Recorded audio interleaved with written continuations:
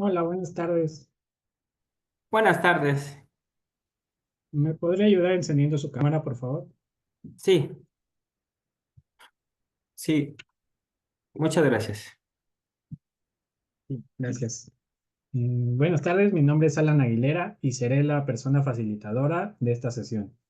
Antes que nada, quisiera agradecerle su puntualidad y disposición para esta entrevista. Ahora le solicito que me confirme su número de folio y nombre completo, por favor. Sí, mi nombre es Alan Malcolm Bravo de Rosas. Mi folio es RJM 241124 212 34. Ujú. ¿Me puede presentar su identificación oficial Sí, vigente, por favor? El INE, cubriendo el domicilio. ¿De acuerdo? ok, Gracias. Quiero enfatizar que mi rol como facilitador es únicamente asegurar el correcto desarrollo de esta sesión. No soy evaluador y no tengo injerencia en los resultados de su entrevista. Por lo tanto, no puedo responder preguntas relacionadas con el contenido técnico ni con el fondo de este proceso. Le entiendo. doy aviso de que la videograbación que resulte de esta entrevista será pública. Le recuerdo que no puede utilizar notas, apuntes o pantallas adicionales. Su uso o la sospecha fundada de que los está utilizando será causa inmediata de descalificación. A lo largo de esta sesión, se le realizarán dos preguntas previamente definidas. Las preguntas no pueden ser modificadas o sustituidas y deberán ser respondidas en el orden establecido. Le solicitamos que responda de manera clara y concisa dentro del tiempo asignado. El uso de dispositivos electrónicos está estrictamente prohibido. Le recordamos enfocar su fondo y no poner fondo de pantalla. Antes de comenzar, por favor asegúrese de que su espacio esté libre de distracciones y que cuente con una conexión estable a Internet. También le voy a pedir que de preferencia no utilice audífonos para asegurar la máxima transparencia en este proceso. Si no tiene alguna duda sobre estas indicaciones, procederemos a iniciar la entrevista. ¿Está usted listo? Solamente en mi nombre puedo agregar mi segundo apellido, porque en el correo mencionaba que tenía que aparecer y aparece como Alan Malcolm Bravo. No sé si sea conveniente que también agregue el de Rosas o con eso No, basta. sí está en el registro como Alan Malcolm Bravo de Ah, Rosas. ok, perfecto, perfecto. Sí. ¿Está usted listo? Sí. Primera pregunta.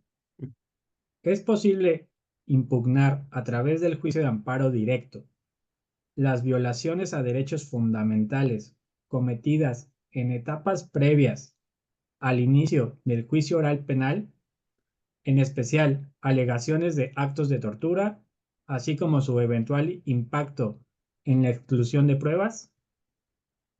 Ok. Eh, Esa pregunta es interesante y para contestarla primero tengo que hacer referencia a que la Corte, en una primera aproximación, si no me recuerdo en la jurisprudencia 74/2018, estableció una doctrina de cierre de etapas.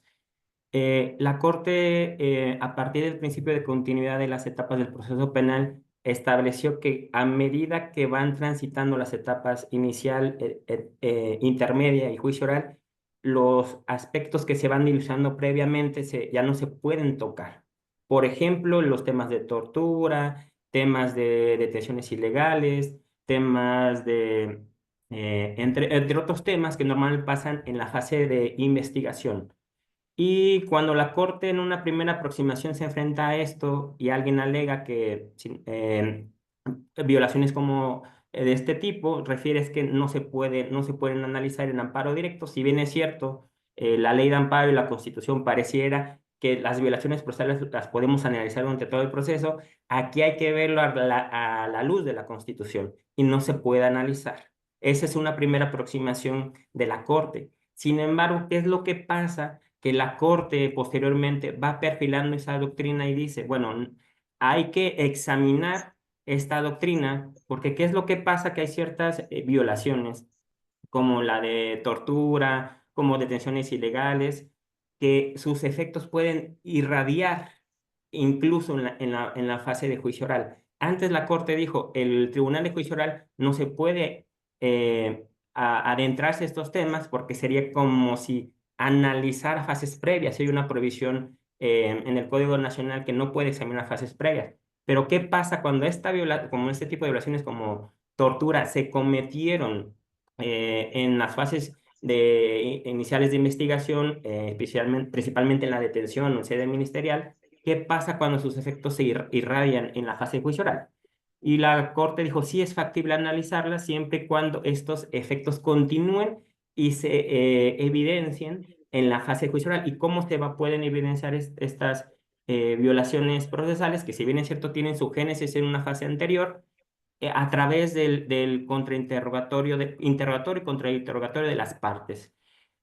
Por ende, mi respuesta sería que sí se pueden analizar, siempre y cuando las partes hubieran incorporado ese tema a debate, lo hayan expuesto en su teoría del caso y también hayan, a partir del principio de contradicción, hayan logrado que las partes hubieran externado esa base fáctica en cuanto a la tortura. ¿Terminó su respuesta? Sí, sí, gracias.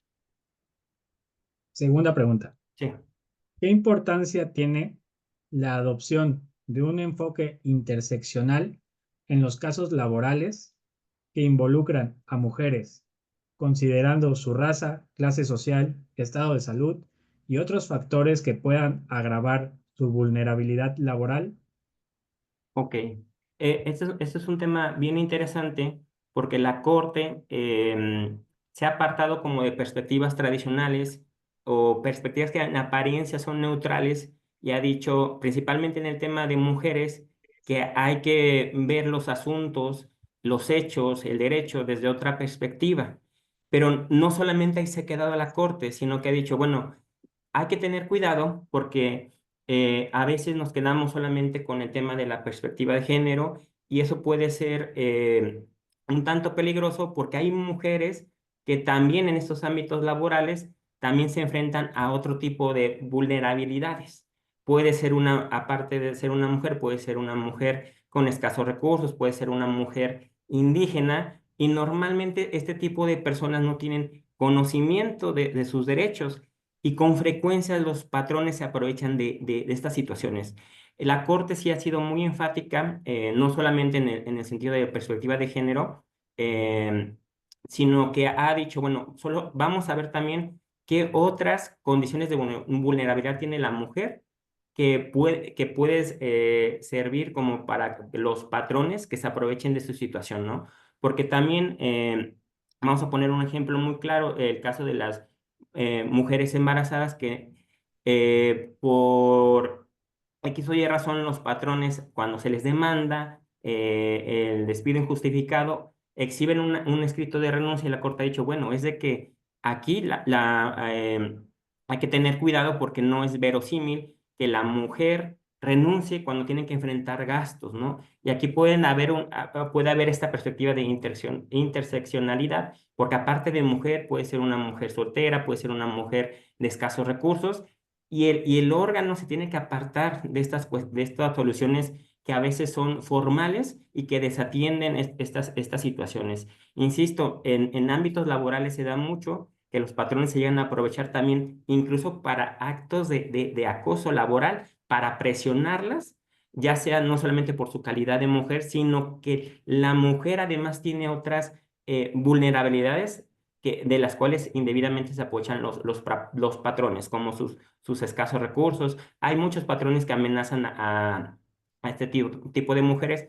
E incluso también lo podemos ver con las trabajadoras domésticas, que en tiempos pasados ni siquiera tenían el derecho a inscribirse en el régimen de seguridad social. Ahora con la reforma de 2019 ya están inscritas y este tipo de trabajadoras también incluso podemos encontrar que pueden ser incluso pertenecientes a un grupo indígena. Y ahí es donde el juez tiene que no solamente centrarse en la metodología de la perspectiva de género, sino también a partir de las constancias del expediente o específicamente cuando son asuntos laborales que se desarrollan en una instancia oral, tiene que incluso el juez preguntar y escarbar qué otro tipo de vulnerables puede haber para tener una decisión más integral y atenta a esas cuestiones de vulnerabilidad.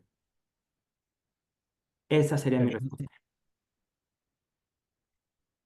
Con esto concluimos la sesión. a nombre del Comité de Evaluación del Poder Ejecutivo, agradecemos su tiempo y participación en este importante proceso. Le deseamos mucho éxito, que tenga un excelente día. Al contrario, igualmente que tenga una excelente tarde.